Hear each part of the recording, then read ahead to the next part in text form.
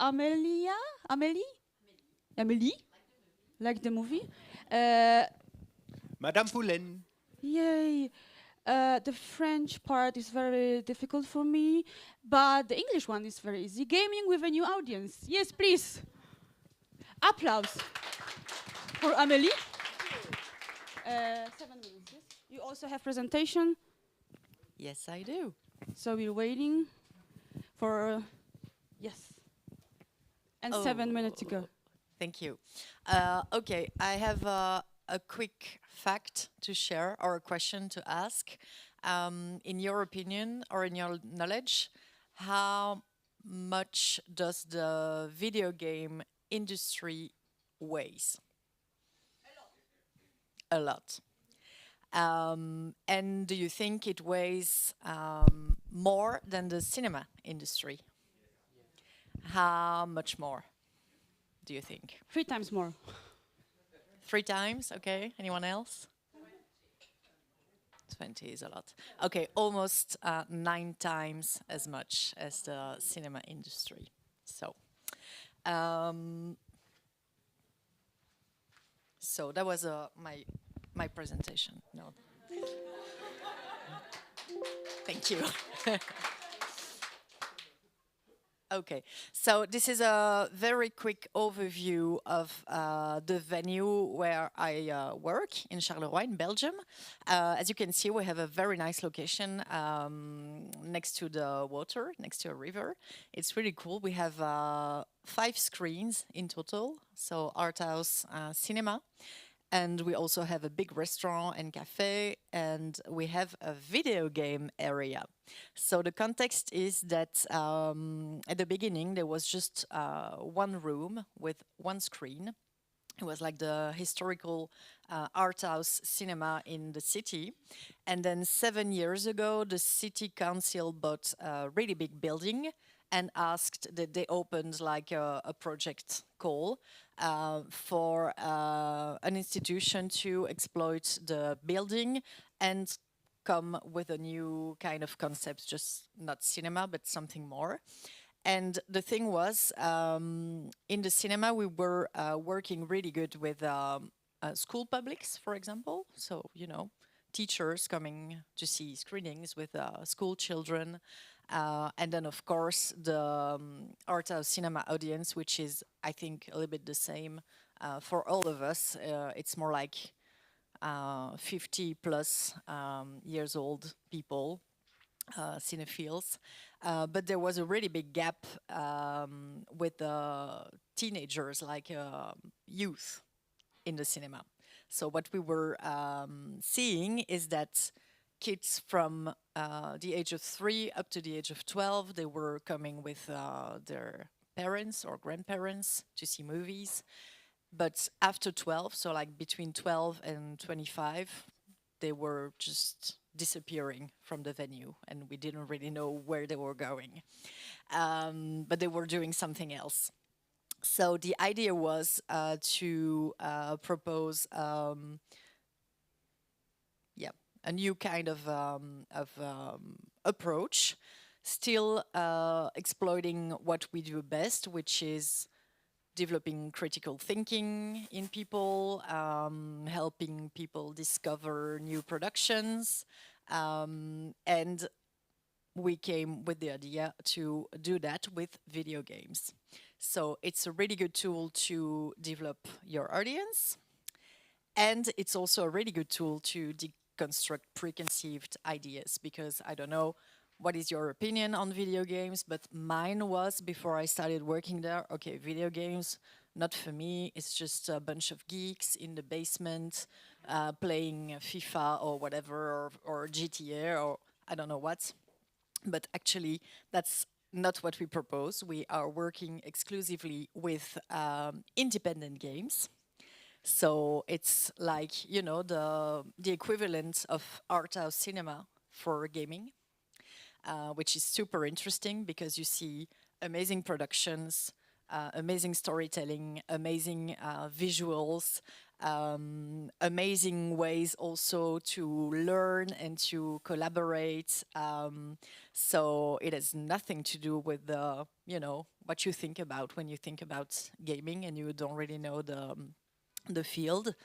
And we decided also to make it free of charge. So it's a space that's accessible for everybody 4 days a week with the presence of an educative team. So the goal is that the people working there, they know and they curate the games, and they are there to get in touch with the people who come to play, to explain what the goal is with the games and with the space, and to get them to learn about another kind of production, basically. And that's actually a really good starting point to get them interested in the art house cinema experience, because usually they're also they're going to the cinema for like entertainment, and they know big productions, and sometimes they don't have the means to get acquainted with other kinds of productions. So it's like the first steps to get them there. We also organize special events in the space. 1 minute, oh my God. And also something that's getting more and more attention, also European-wise. We just got a grant from Creative Europe Media to develop cross-media approaches, so bringing the video game in the cinema space and really getting the people there. So the key words are learn, discover, and share. And if you see that, you can think, okay, those are the key words for my cinema experience as well. And do I have something more? Audience, yes, younger audience. Schools, we give creative animations also for school publics, also from NGOs active in the social fields. And of course, family public. So it's also a good way to, get the parents thinking about the practice and deconstruct preconceived ideas. And then it's also a good tool to raise money for other educative purposes, because we also rent the space for team building purposes and stuff like that. And missions and values, education, accessibility, of course, very important, creativity, interaction, social interaction mostly, and of course entertainment, because it's the same for the cinema space as well. And that's it, I'm done. That was really quick. Thank you, Amelie.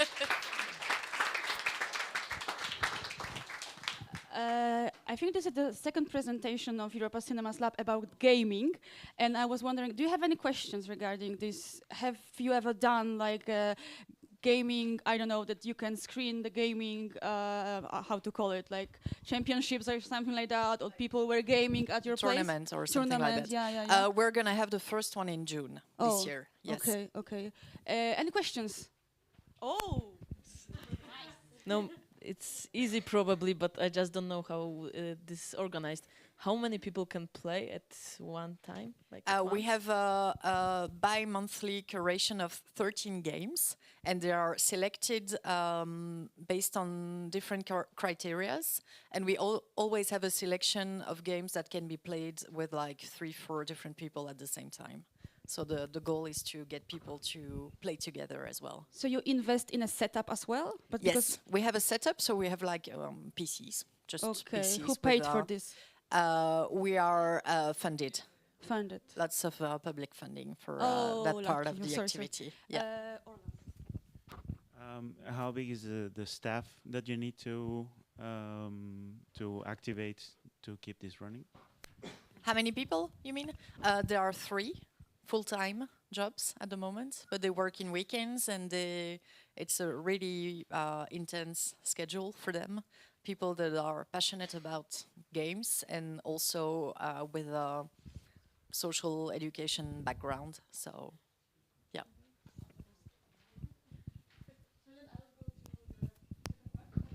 I'm curious, why do you think the municipalities really arranged this project for a new venue in the city? What was the need, and why did you win? with the cinema project? I mean, the base of the need of the city was to have a cinema, and we already had the expertise, so we had like more points than others, and it's kind of a unique approach, video games, you know. And Charleroi is also a place where there's a lot of digital field initiatives on different levels. And the educative approach was like a good complement next to the other initiatives. But you said before that it was just one screening hall, and now it's 5. Yeah. So how do Now you it's manage to fine. fill it up? It's a new venue. So the old venue still exists, and we still work there. It's an older building, a little bit aside of the big one, and it was funded by the city. So they installed everything, and we are responsible to exploit the whole building. Yeah. I will go back to you about the Just a short question. As I understood, they play these video games on computers. Is there any chance that they would play like watching it on the screen? Yes, that's actually the idea with the cross-media approach, where we're going to try and get the games into the cinema room and have like live play, like live role play inside the cinema. Yes. Patricia. So we know how the distribution market works for films, and how does it work for video games? What is the source of those games? It's really different than with films, because it's the independent markets, so they don't have huge marketing budgets or huge distributors. Like AAA is actually the equivalent of Blockbuster in cinema, in video games. So those are games that anyone can buy online, actually, on dedicated platforms, and it's not really expensive. And usually the creator, the developers of the games, they're really happy that we are curating their games in our space, because it's like free publicity also for them. Yeah. Two again. Thank you so much. Big applause. Thank you for answering all these questions. And now we go with Hester from the Netherlands. Yay, applause! Standing out in the saturated digital landscape. Still there. There you go. So, yeah.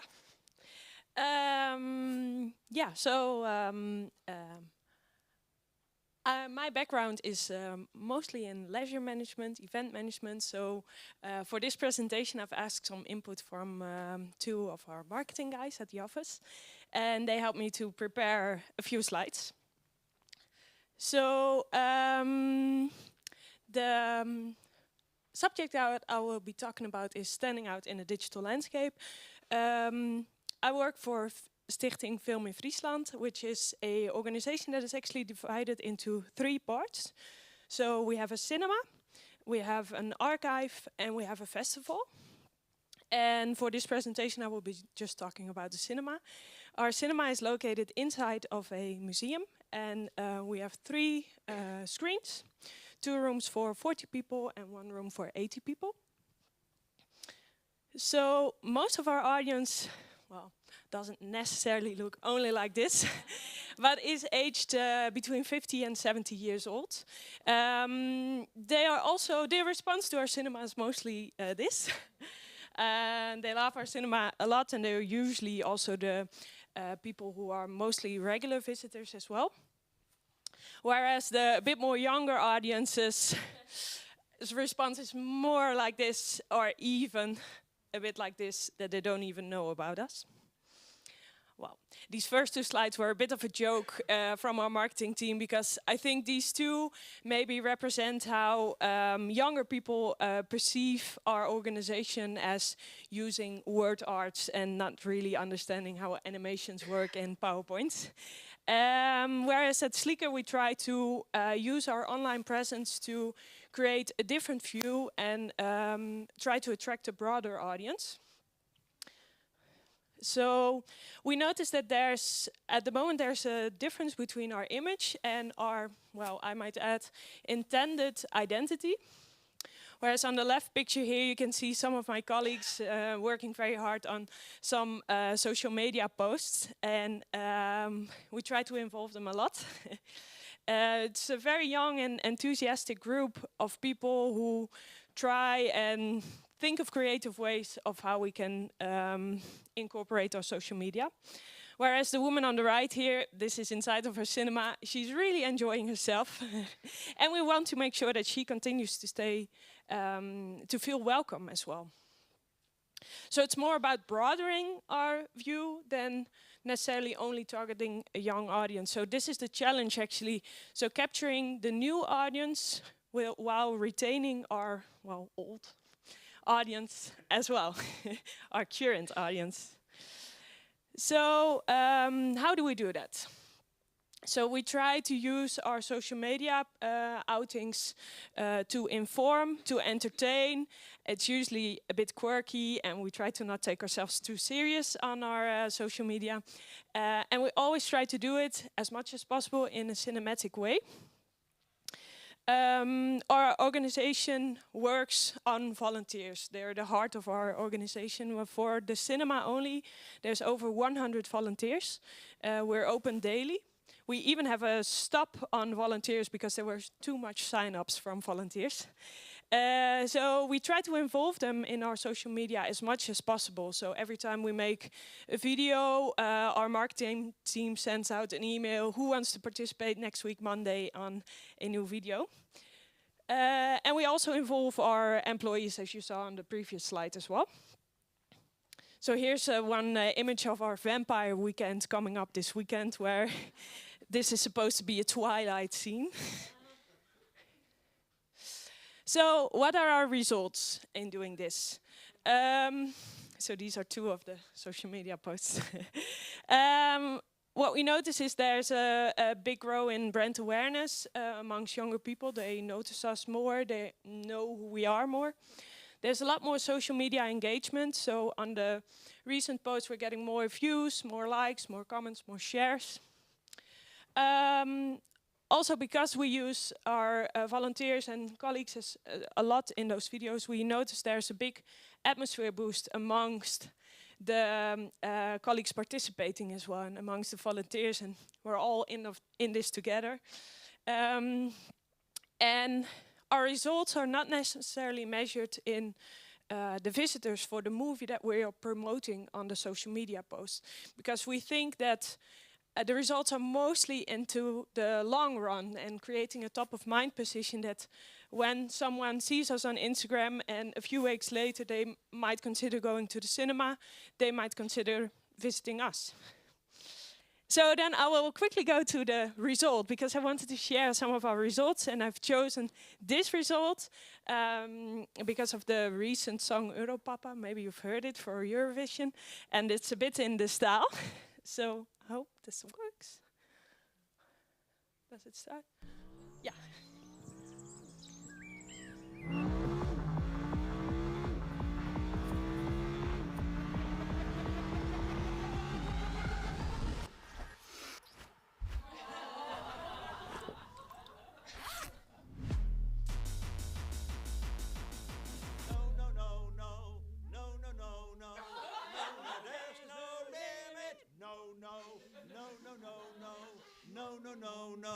No, there's no limit.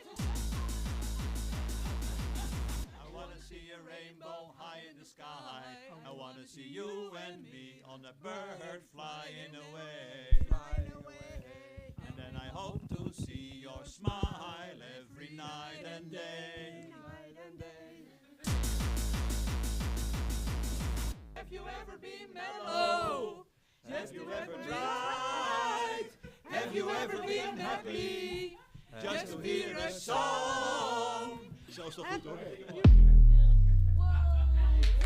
Great job for the... Okay. Just one quick question for Hester, if you have one. If not, thank you so much again. Yeah? The people in the movie were all volunteers. Yes. So they didn't get paid for it. They just did it. No. Yes. Great. Yeah. Actually, I think it's a really stupid answer, but we don't really attract them. They just come to us. Yeah, and the same goes for our festival. We need about 200 volunteers to run that, maybe even a bit more. But we sent out one email, and then basically the next day we're full. Yeah.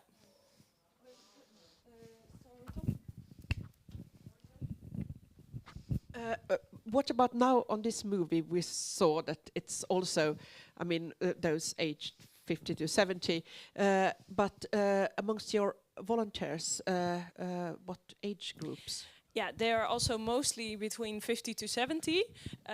I think on one of the slides with the Vampire Weekend, you saw someone that is a bit younger, but that is an exception. So I think the peak in age of our volunteers is also around the age where people stop working, so around 65. And they just want to have something fun to do.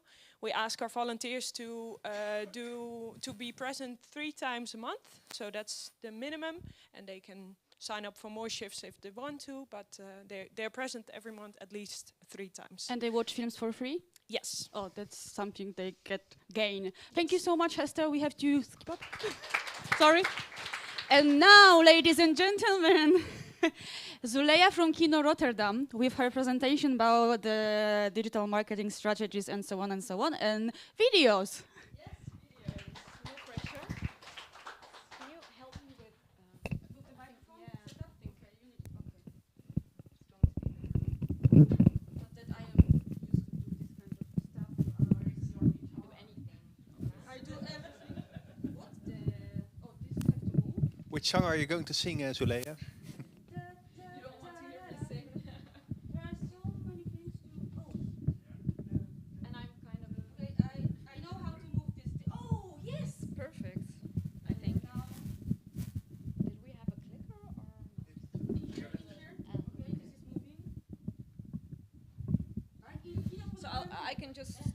I think, right? Is it okay? Yes, this is perfect. If you can hear me, then it's... Can you hear? Sorry. Just a quick sum up about KINO. Can you hear me now or not? Look at this one. So gentle. Oh, sorry. Wow, okay. Yeah, but I can't see my... It's gonna be fine. Yeah? Okay. I can also just be like this. Oh, no, it's fine.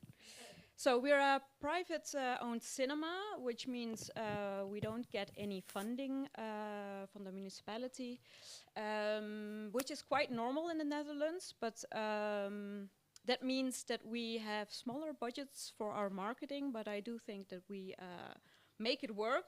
We have 6 screening rooms, that is 568 seats in total. We have a restaurant, a smash burger restaurant concept, and we specialize in curated classics programming and hosting a lot of events. And for all of these, I make and produce our own marketing content and tools. And last year we had 230,000 visitors, a bit more, I think, and 16K was for Oppenheimer on 70mm, which we also have. And this is kind of an idea of our cinema, a few pictures.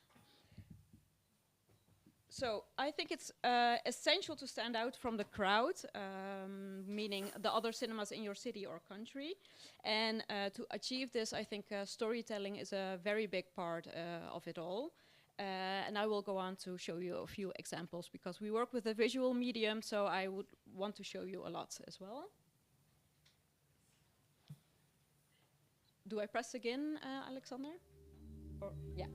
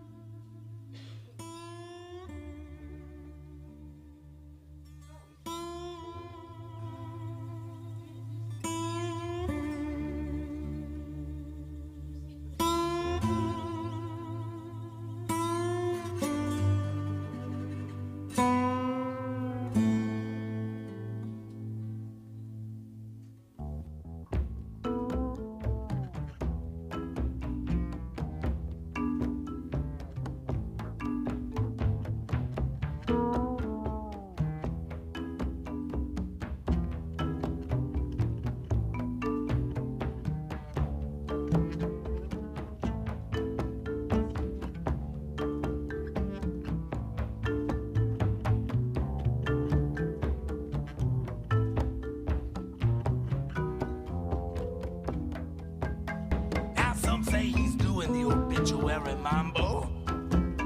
Now some say that it's hanging on the wall. Perhaps this yarn is the only thing that holds this man together. Some say that he was never here at all. Some say they saw him down in Birmingham, sleeping in a boxcar going by. And if you think that you can tell a bigger tale, I swear to God you'd have to tell a lie.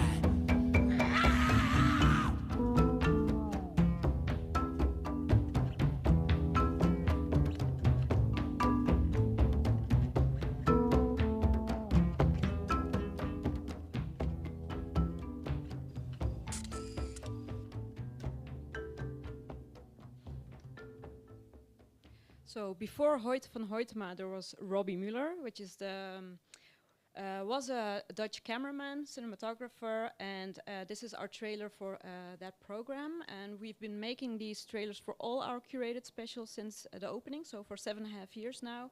And I think we have over 130 videos on our Vimeo channel. So that's quite a lot for 7.5 years, I think. Our curated programs center around an actor or a cinematographer, director, or it could be a theme. So since last year, we've started also with, because the trailer is being used in the screening rooms, but also online as an announcement. But sometimes programs run for about 2-3 months sometimes, so you can't keep on using the same trailer. And we thought of last year making snippets, we call them. Like every movie in the program gets a short video to announce the dates again and showing a bit of the film. And it's interesting how fast everything changes, because these are the trailers always in the original format. The snippets used to be as well, but now I'm changing it to the 9:16 format because it's nice when you can fill your screen watching something. I find this a bit, I don't know how I feel about it, because you're not respecting the film format, but it's I have the idea that it works better. So that's already changing now. This was a few months ago actually. This was in September. So these are the snippets.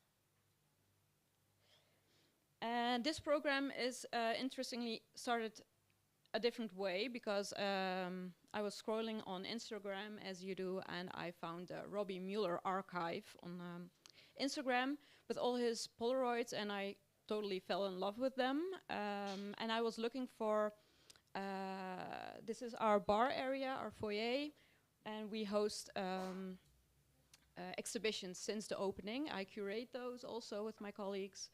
And we needed a new exhibition, and I contacted his wife. She lives in Amsterdam, and she invited me to come see. She wanted to work together, and she wanted to show his archives.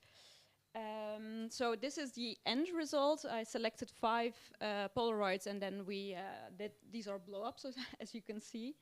And what's also interesting is that this is a photo of Robbie Muller with Jim Jarmusch and a French actor I don't know, but the location is what KINO is now. It used to be Lantaarnvensters, another cinema in our city. They moved years ago, but this is in 1984 or 85, so they met in our cinema. So it's kind of a nice getting together of things.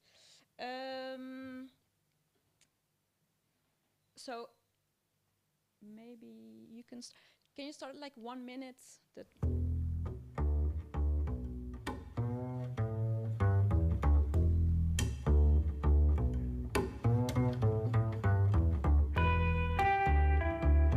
if you want, you can put the sound a bit down so I can talk through it. So as I mentioned, Andrea, that's her name, she invited me to come see the archives, but when I was there I saw that the archives were huge, from letters till photos till clippings till there was actually also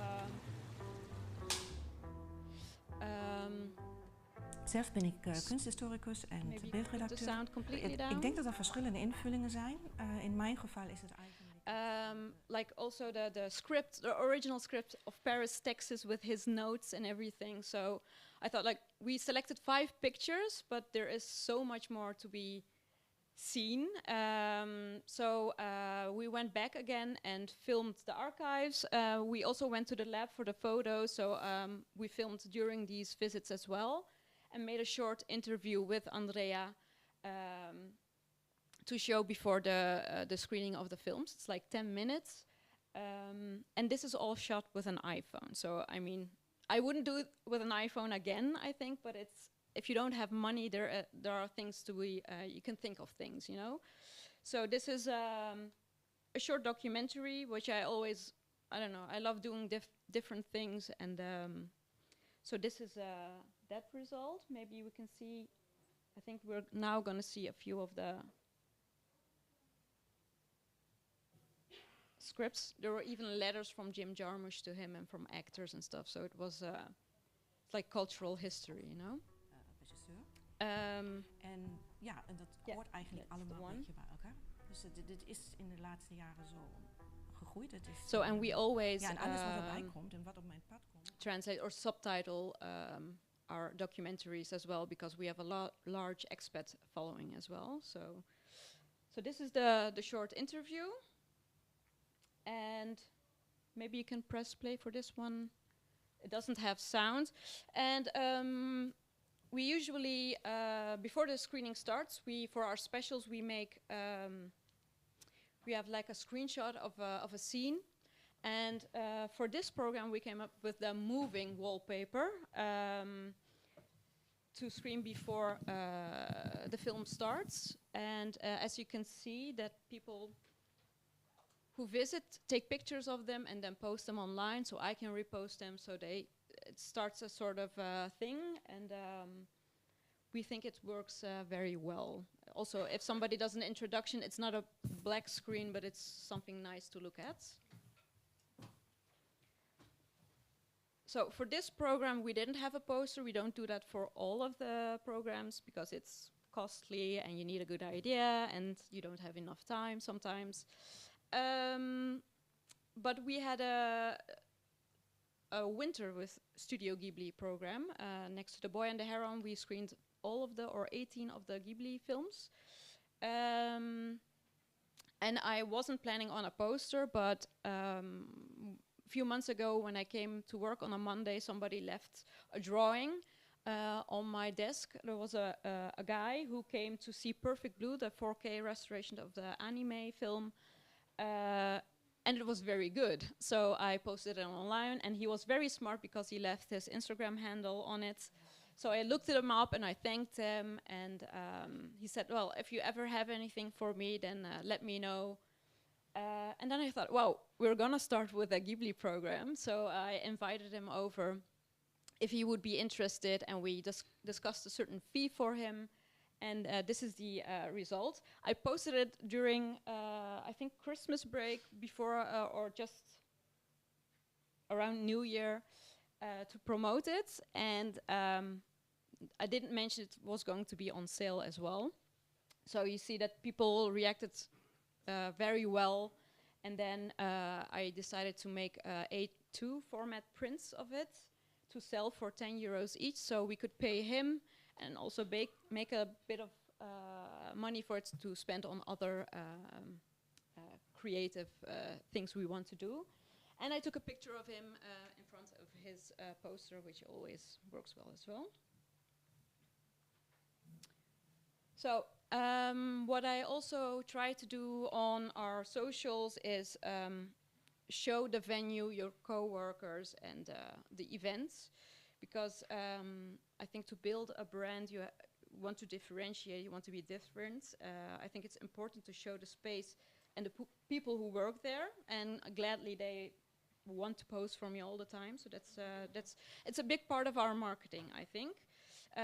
Because in the end, we also show the same films, and if our feed is alike, then it's all the same. So, and I don't always agree on what distributors send as materials, or they're very late with everything. So yeah, I see that this works, and I love to take photos. So this is what we do.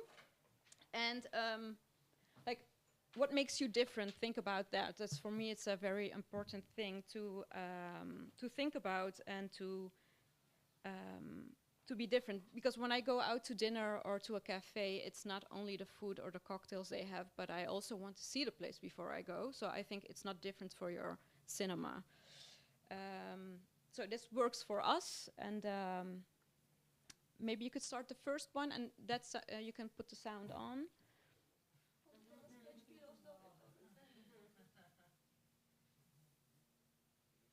Can't really hear it, but well, the running gag at KINO is that we once got a Nicolas Cage pillow from one of our friends, and people loved it, took pictures of it, and reposted it, and then we decided to order a few more, but they get stolen all the time. So yeah, but the thing is, it's also like a gimmick, you know. So then I order new ones, make a reel, and then please don't steal our stuff. And this is a 35 millimeter show of Fellini's Amarcord. This always works for some reason. We are very much into 35 and 70 millimeter screenings. This is our projectionist. We also have a cocktail bar. You can just play the other one as well, Alexander, if you want. So everybody who starts working at KINO, they get a cocktail course, and I thought, look, let's film that as well. And we also, just like I mentioned, we have a Smashburger restaurant, so I filmed our colleague making his own mayonnaise to share. But the thing is with these reels, I like doing them, making them, but it's also costs a lot of time. And when I'm browsing on Instagram, which I do a lot, I guess, I noticed videos filmed in Italy or in the Mediterranean, people who are more into slow life, you know, the things, people eating, sitting at the beach, just like moving postcards, moving pictures. So I thought to myself, why not do that at our cinema as well? Let me see if it's gonna...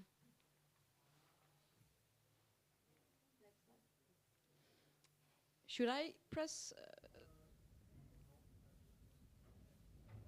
You can just press them all if you want. It doesn't really have. So what I do is I find. Turn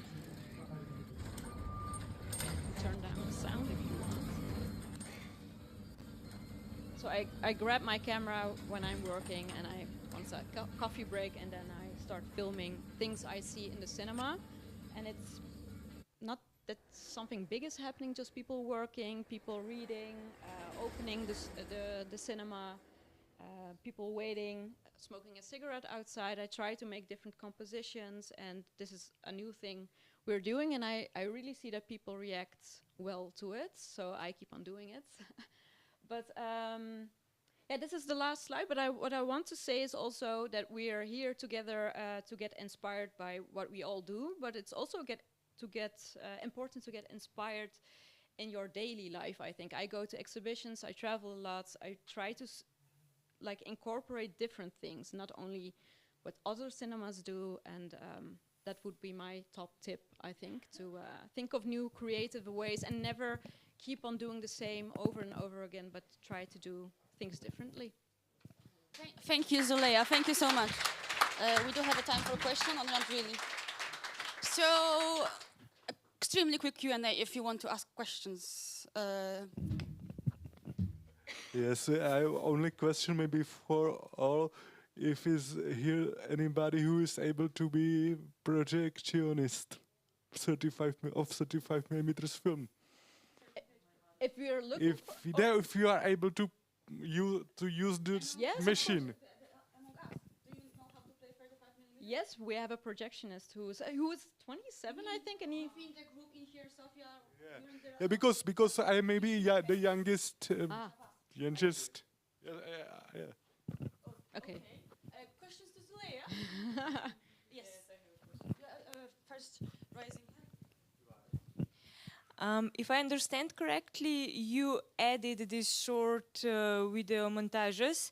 Is there any legal problem with that? You can use these materials? No, we haven't had problems in 7.5 years. So and we screen the films, we pay the rental fee, so we think we can do it. I think a lot of festivals, other people do it as well. And I think if there's going to be a consequence, we'll get notified, like you have to put it offline, and that will be the first step, I think. But we've never encountered problems with it. With music as well? I think the same goes for music. If you, if somebody wouldn't agree, then we'll hear, and that hasn't happened yet. Somebody has. How many people do work at your cinema? Sorry? How many people work there? Our management team is very small. We have 2 programmers who are the owners of the cinema. I am the only one for marketing. I sometimes have an intern, 1 projectionist, 1 freelance projectionist, 1 event manager. Okay, so all 10, maybe digital 9. marketing you do by yourself, yes? Yes. That's and impressive. We have a freelancer who makes the trailers. Yeah. Okay, what is the average seconds of the trailers that people see, and how long do they stay? Because we tried to do that here, and we didn't see the outcome because 7 seconds later, most of the people that stop watching it. Yeah, for me, I see that people come to the screenings, and it works. And also, like I think Instagram isn't even the most important tool, because we screen this in our screening rooms as well. So that's like 6 screening rooms, and it's the best time. I mean, you could do posters in the city, you could do everything, but when people are sitting in their seats and it's dark, they focus on what's happening on the screen, and you have nice music, nice branding. It seems to work. So. You use this same trailers. I'm so sorry. You use the same trailer before the screening. Yes, yes. To promote the event that's going to happen in 1 or 2 months. Yes. Just very shortly on the intellectual property of the clips. The laws vary depending on the countries, but for instance in Belgium you could have if you use very short clips of different movies, then you fall under a citation right, and if you're using material that is going to promote the films that you're planning, then it's completely legal. So yeah, you just have to inform what is particular to your country, but there are many flexibilities. Züleyha, thank you so much. Thank you. Oh, okay, Tom. No, because of course I know KINO very very well, living in the Netherlands, but what I really find really impressive that you have a very clear tone of voice. Yeah. So now, without seeing your logo, I could almost recognize, hey, this is a post from KINO. Yeah. How? And you have a very small crew. How do you keep it that clear? How do you keep your, that's not going everywhere? Yeah, that's the thing. Because I just heard today also, like, what do the young people want? And we stay close to ourselves. We love cinema. Everybody who works at KINO loves cinema and knows their classics. So writing about it doesn't feel, because for every film, the programmers also write a short text about the reason why we're screening it. So if you stay close to yourself, then it's not like a formula or something. It's just something you do, and it seems to work. And we want to be a brand that if we say you should come see this film, that people come and see the film. That's what we are aiming for. Because what I really, sometimes I'm really jealous about how you do it. No, really, it's really like a compliment. Yes, sometimes I see posts and then I think, hey, this is really good. And what I really like is also what you said in your presentation about the contradiction. How do you call it again in your? The paradox. You know, because a lot of times we screen the same movie, but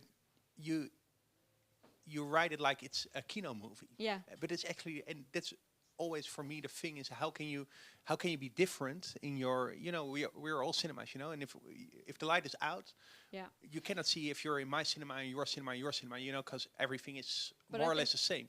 Everything I showed you, I think that adds to people wanting to come to KINO, to have a cocktail, because the ambiance is cool, and so all these things make that people choose our cinema, I hope, and we see the numbers, so it's going well, and not the other one. So it's more about KINO than about the movies, or not? Yeah, sometimes, it's a different way, because a lot of the pictures I see also that if I post photos and videos of my colleagues, it's doing better than the promoting of the films, you know? I mean, one of the... It's on. Okay. One of the great things I feel is even just watching your site from afar, and I'm an avid follower of your Instagram page, you really get the feeling that when you think about a film, you know if it's a KINO film or not. I think you have done that really beautifully. And just while you were speaking, I remembered there was a conference 2 years ago in Berlin where the head of the Primavera Sound Festival was, and your colleague Frank was there, and the Primavera guy basically was, we decide what musicians fit the Primavera label, and Frank and the other people on him were like hitting him with band names for 10 minutes, and he was, yes, that's Primavera, no, that's not Primavera. Yeah, exactly. And I think as cinemas we often are so fixed in terms of this is a highbrow art house film that must fit that label and stuff like that, and it's really thinking about, just as a general feedback to everyone, what kind of films and programming really makes your cinema as a label and as a brand. I think your work is a really great example of how good that is after 1 or 2 years that you know this fits to KINO, and I feel you're doing it really well, just as a feedback. Yeah, thank you. A great applause. Thank you so much. Thank you, Züleyha.